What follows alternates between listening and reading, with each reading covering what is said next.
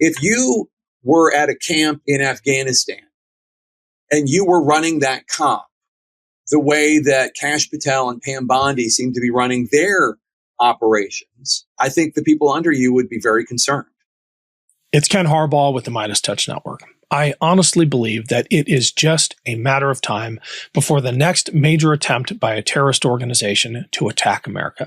That's not alarmism. It's based on real-world indicators, on conversations with people who monitor these threats, and on my own intuition as a former Navy intel pilot who served during the War on Terror. America faces constant threats, and as Jake Tapper implies, we are not ready, because the Trump administration has put fools in charge. We are blowing fishing boats out of the water in the Caribbean, maybe with drugs on board, maybe not, but we're calling them terrorists, while our Director of National Intelligence, Tulsi Gabbard, is chasing election conspiracy theories. America's best hope of thwarting those who would harm us is relying on the professionalism of those doing the actual work, the agents, the analysts, the intel pilots, to keep their heads down and focus on protecting the country. But in some cases, even they are being targeted by Trump's purges. In this second half of my interview with Jake Tapper, we talk about the threats America faces and how badly unprepared this administration is to meet them. We also get into the complete failure of Congress to provide oversight so that the administration focuses on actual threats to the American people. And Jake and I have a bit of a disagreement about the role of the media in all this. Here's part 2 of our conversation. I imagine you're still in touch with folks doing the real work of government in those offices at the DOJ. Their level of frustration must be stratospheric, having to answer to someone like the U.S. Attorney for the Eastern District, who has no business being in that role, knowing that if they step out of line even an inch, if they express a political perspective online that is even perceived as critical of Trump, they're going to lose their jobs, and their work is going to be jeopardized. Their work of defending Americans. A lot of them are just keeping their heads down and trying to do their jobs and hoping that they don't get noticed for what they're, doing or not doing. And to be clear, most people functioning in the military, in the Justice Department, in the FBI are good people working hard, without political biases, just trying to do the work of protecting the American people. But yeah, it's difficult. Of course it is. And you look at the intelligence community, look, you're a former intelligence officer. Like, what is the focus of Tulsi Gabbard at the Office of the Director of National Intelligence? Is she focused on credible threats to the United States and trying to make sure that we're on top of saving American lives? Or is she focused on trying to prove some case that the Russia investigation had absolutely no basis in reality, which is not true? And look, I am the first to say, like, there were obvious faults and problems with Operation Crossfire Hurricane and all that. But there also was clearly an effort by the Russian government to interfere in the U.S. election. I mean, I don't know anybody credible who disputes that, but she seems more focused on that, on disproving the basis of that investigation instead of, that was 9 years ago, 10 years ago. There is stuff to do right now in terms of keeping us safe. And as I don't need to tell service members or intelligence officers, again, one of the things that comes across in this book is just the unrelenting threats to America. And there isn't a lot of time to take your eye off the ball. If you were at a camp at a COP in Afghanistan and you were running that COP the way that Kash Patel and Pam Bondi seem to be running their operations, I think the people under you would be very concerned.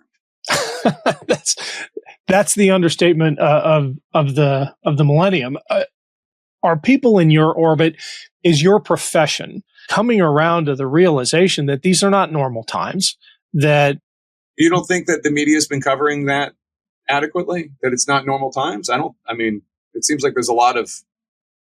Anyway, keep going. Sorry. No, I don't. I think there is an occupational hazard of being a journalist who covers crises after crises and thinking that this too shall pass. I don't know if it's this too shall pass as much as it is every day there's a lot more news, and also the philosophy of if everything's a crisis, then nothing's a crisis. We cover, I'm looking at the CNN Chiron right now. It says inflation rises after Trump says it's been defeated. And it is our anchor, Omar Jimenez, interviewing our fact checker, Daniel Dale. So that's Trump saying something that isn't true about inflation.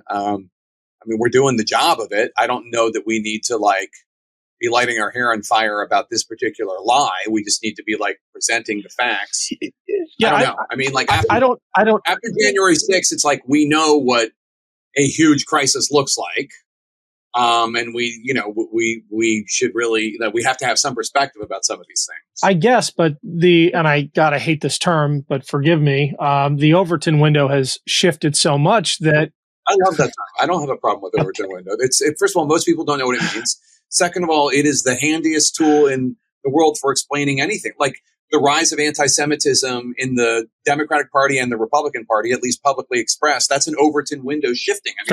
You can see it happening in real time. People say things that they never would have said 5 years ago, 10 years ago. So anyway, our understanding of what makes a crisis has shifted so much that, and I think it's by design, Trump has a genius for what's Bannon's phrase. We'll make this PG for a second. You throw enough shit at the wall, you flood the zone with shit, and you lose the ability to focus on a crisis for long enough for it to have permanence or traction. I'm thinking about the demolition of the East Wing, which if it had been done under any other administration, we'd be talking about it today. We'd be talking about it for the next 10 years. There would be investigation. Somebody would probably go to jail, but it doesn't meet the threshold anymore. And I'm wondering if that's part of this strategy of the constant crises of governing.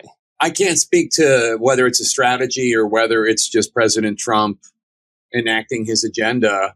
Look, all I can do is cover the news every day and try to focus on what we think the big stories of the day are. And sometimes we get it right and sometimes we get it wrong. There's a lot to cover. You're right. I don't know if it's strategy or if it's just during his 4 years out of office, he and his folks, put together a binder in which they laid out their plans of what they want to do. Forced, the immigration raids, the ICE raids, and the tariffs, and disrupting foreign policy, not all of which has been bad. We see, the ceasefire has held in Gaza and Israel, and Vance and Trump, not long ago, told Israel that annexing the West Bank is not on the table. Not all of it's bad, but it is a lot, for sure. Hey everyone, it's Ken. Quick break here to say thanks for watching and a huge shout out to everyone who supported my most recent reporting trip to Ukraine. I hope you followed the updates on Substack. I reported from Chernobyl, from Kyiv and Odessa, and from frontline positions alongside some of the bravest people I have ever met. If you haven't yet signed up for my Substack, please check it out. It's free to join. The link's below. Thanks. One of my biggest frustrations with the American media in particular is the conceit of impartiality. And I find the European approach really a lot more refreshing in its honesty about not being impartial. You have right-wing reporters and left-wing reporters, and they wouldn't dream of having a tagline like all the news that's fit to print or democracy dies in darkness. And they just dispense with this notion, this conceit that you can be impartial about the news. The print newspapers do. I don't know that. Do you think that the BBC considers itself liberal? No, the BBC is an exception, right? The BBC. But you're absolutely right about the print newspapers. The Telegraph is this, yeah, and the Guardian is that, 100%. And that's, by the way, the tradition of newspapers in this country. One of my journalistic heroes is a guy named Benjamin Franklin Bache, who was the publisher of a newspaper in Philadelphia in the 1700s and early 1800s called the Aurora Advertiser, and he was anti-federalist. And he did some of the greatest reporting that had been done about George Washington, about John Adams. So yeah, I mean, 100% there is a tradition of it. I don't know that I agree with you that it would be better. Like, I mean, we have that. MSNBC is that, and Fox is that, and CNN tries to not be either of that. And I mean, I think that I think that that's positive. But I mean, I guess you disagree. The problem is the pretense, the declaration that it's otherwise. Fox saying it is fair and balanced. Well, they're not, obviously. Obviously, they're not. I think that breeds a level of distrust when if they just assume the European model of we're on this side and we're on this side. You know, I interviewed Trump a few days ago, or maybe it was a week ago. And one of the things he said to me was, I mean, it wasn't an interview.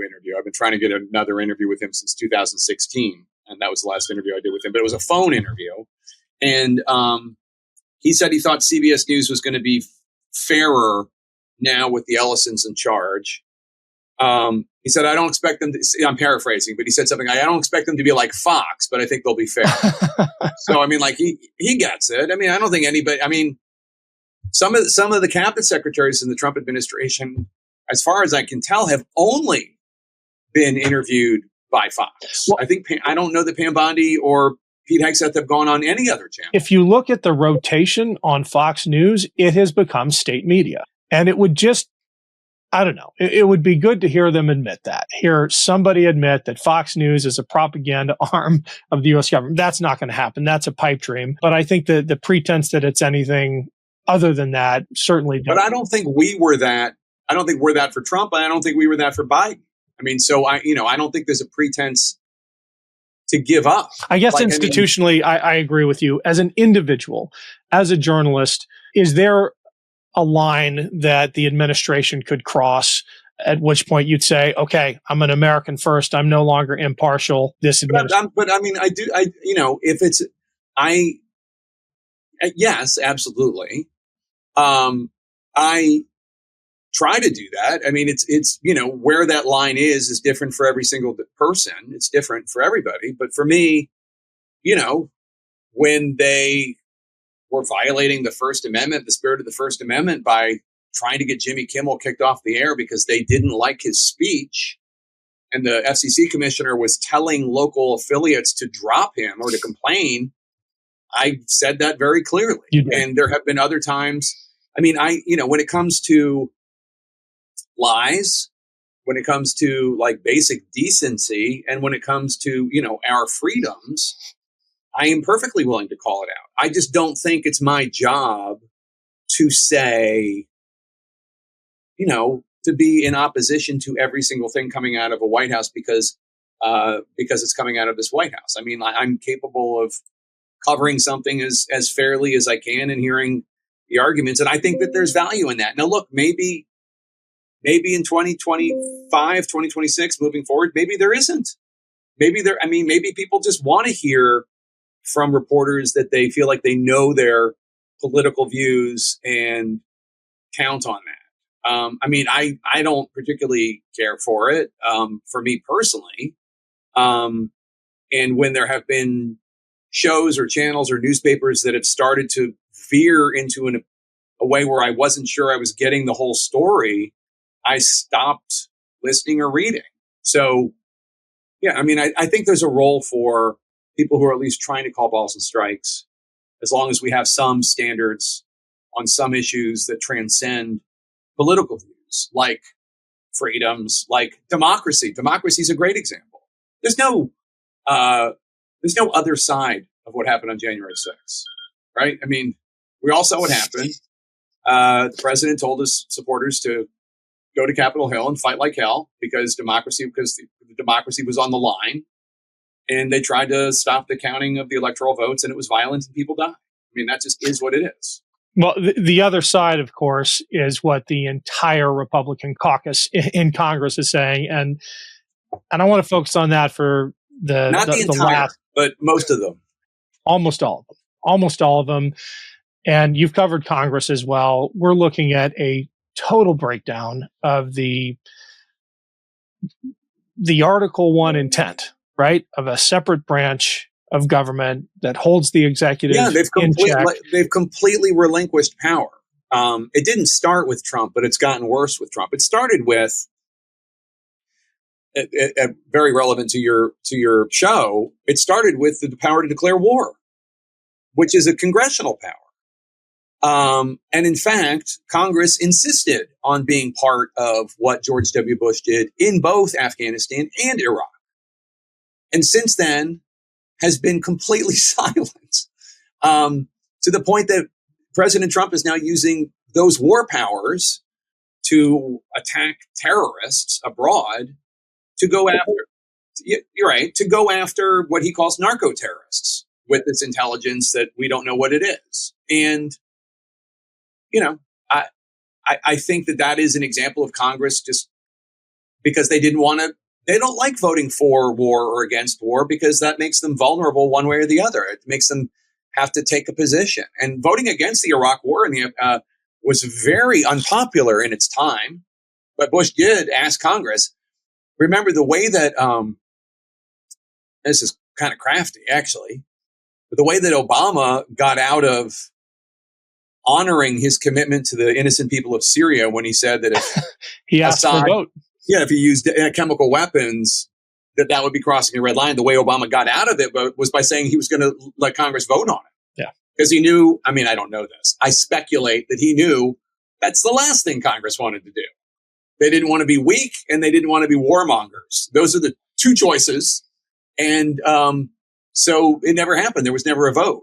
And, now we have Congress handing over the power to impose tariffs, right. Which is supposed to be a congressional power.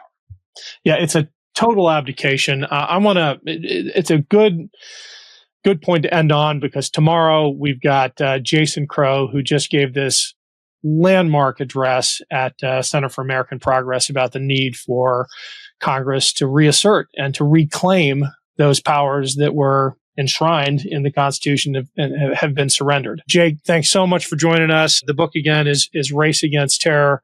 Let's chat again soon. I'd love to. And just to your viewers, because we didn't talk a ton about the book, I think they will find in it a good, compelling story, a real story, a true story about the only effort to prosecute an al-Qaeda terrorist who had killed Americans on the battlefield. There's a lot of stuff about the troops. And I tried to write it like a thriller, like a page-turning thriller, even though it's nonfiction. So I hope they check it out. And thank you so much. Really appreciate it. That's the best part of it. It reads like your fiction, which I suspect you use some of those tricks in the writing. I did, yes. I learned a couple things. You did. All right. Thanks, Jake. Great having you. Thank you so much. Appreciate it. Love this video? Support independent media and unlock exclusive content, ad-free videos, and custom emojis by becoming a paid member of our YouTube channel today. You can also gift memberships to others. Let's keep growing together.